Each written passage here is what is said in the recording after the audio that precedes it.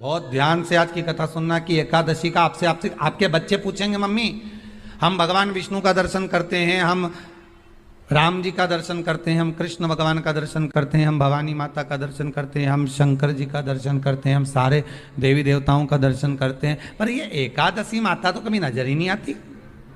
पूछेंगे कि नहीं पूछेंगे कि तुम जिस एकादशी का व्रत करते हो इनका जन्म कहां से हुआ,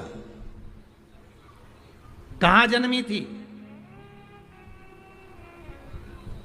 एकादशी की जन्म स्थली कहां है? भाई भगवान कृष्ण की जन्मस्थली तो मथुरा है, श्री राम जी महाराज की जन्मस्थली बोल दो जम के अयोध्या है।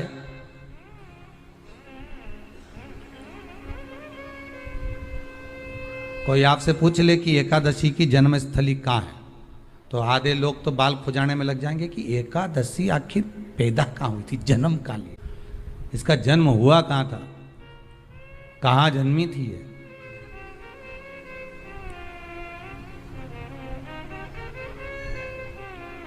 इसका जन्म स्थल है कहां?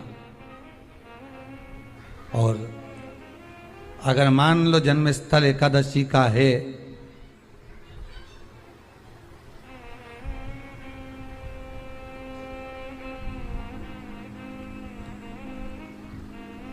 और एकादशी अगर जन्मी है, उसका जन्म हुआ है और दुनिया के लोग इतना व्रत करते हैं, उपवास करते हैं, तो फिर इसका जन्म स्थल कहां होगा? तो कहा इसका जो जन्म स्थल है वो बद्रीनाथ। कहां पर है? बद्रीनाथ। और उस बद्री विशाल में भी एक गुफा जिसका नाम है हेमवती। क्या नाम है? हेमवती। उस गुफा में एकादशी का जन्म स्थल है। बद्री विशाल में हेमवती गुफा जो 12 योजन अंदर प्रवेश करने जितनी है, 12 योजन की गुफा के अंदर, हेमवती के अंदर एकादशी का प्रागट्य हुआ था, एकादशी का जन्म हुआ था।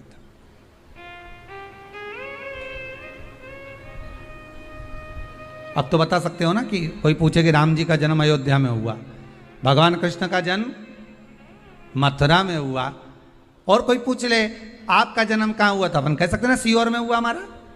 और आपसे कोई पूछे कहाँ हुए तो कहीं इंदौर में हुए, कि देवास में हुए, कि भोपाल में हुए, कि मुंबई में हुए, कि पूना में हुए, आपका तो बता दोगे। पर बच्चे आपसे पूछ ले मम्मी तू इतनी एकादशी का व्रत करती है, एकादशी का तू व्रत करती है और सबको करा देती है कि बल्लभ कुल की एकादशी करो, भले बकरी जैसे चरो पर एकादशी करो, और सबको एकादशी कराया, तो कोई पूछ ले कि एकादशी का जन्म कहां हुआ था, तो आप कह सकते हो कि बद्री विशाल में, हेमावती में, बद्री विशाल के हेमवती गुफा के अंदर जो 12 योजन की गुफा है, उस गुफा में एकादशी का जन्म हुआ। कब हुआ?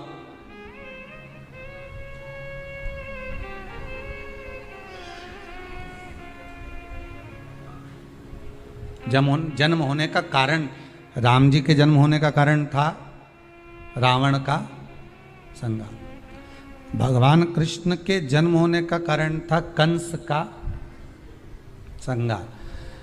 नरसिंह भगवान के जन्म होने का कारण, प्रकट होने का कारण था हिरण्यकशिपु का संग्राम।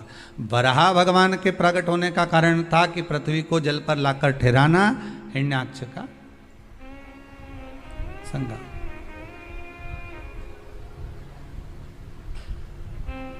तो फिर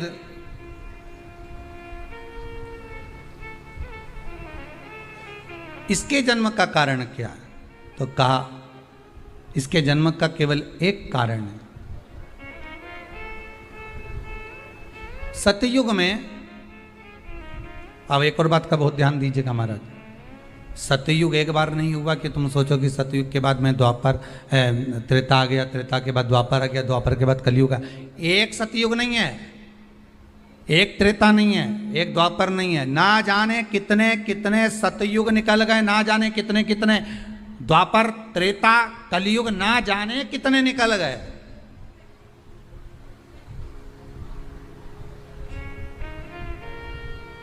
और आप और हम जैसे भी इस पृथ्वी पर ना जाने कितने, अरे जम के तो बोलो, निकल गए। पृथ्वी वहीं की वहीं है, जिस मकान में रहते हो वो मकान भी वहीं की वहीं है। बस कभी कभी एकदम प्लाट हो जाता है, फिर उस पर वापस बन जाता है, फिर क्लीन, फिर बन गया, फिर क्लीन, फिर बन गया। ना जाने कितने कितने कितने कितने जन्म हम ले चुके हैं, और हमारे भी आगे का जन्म कितने जन्म होते रहेंगे। जमीन वहीं की वहीं रह जाएगी और अपन चले जाए, बस वो जगह वहीं रह गई। जो पहले परदादा जी की थी, दादाजी को मिल गई, दादाजी की थी, पिताजी को मिल गई, पिताजी की थी, उनके बेटे को मिल गई, उनके बेटे से उनको बेटों को मिल गई। मिलते मिलते मिलते मिलते कब वो जमीन भी बिक गई समय की अवस्था में, फिर दूसरे की हो गई। और हम सोच कर रह गए कि ये हमारा है, हम इसके लिए लड़ाई करें, झगड़ा करें। हम केवल इस जमीन के लिए, जरा सी प्रॉपर्टी के लिए अदालत में खड़े, अपना समय बर्बाद कर दिया और जो पाना था वो छोड़ दिया।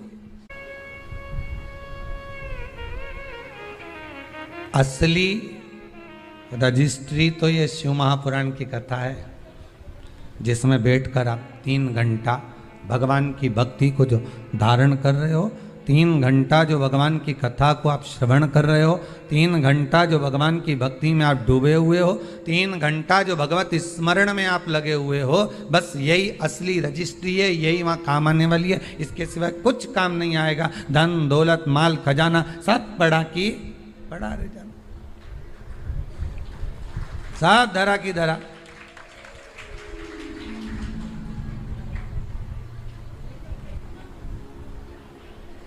रह गया। वो एक लाइन आप लोग स्मरण करते होंगे, सज धज के जिस दिन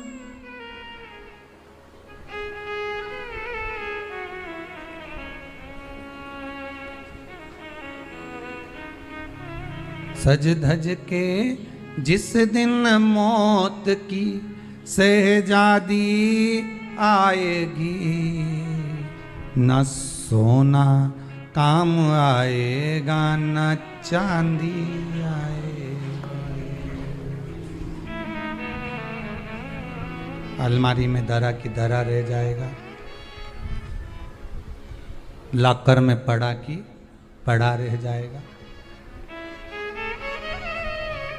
लॉकर में पड़ा की पड़ा है, अलमारी में धरा की धरा है। कपड़े भी सारे घड़ी बने की बने रहे, कपड़े भी धरे की धरे रह गए और सब पड़ा रह गया। कि छोटा सा तू कितने बड़े अरमान हैं तेरे, मट्टी का तू सोने जैसे मान है तेरे। मट्टी की काया एक दिन मट्टी मिल जाएगी, न सोना काम आएगा न चांदी आएगी, न सोना काम आएगा न चांदी आएगी। सज धज के जिस दिन मौत की शहजादी आएगी, ना सोना काम आएगा ना चांदी आए।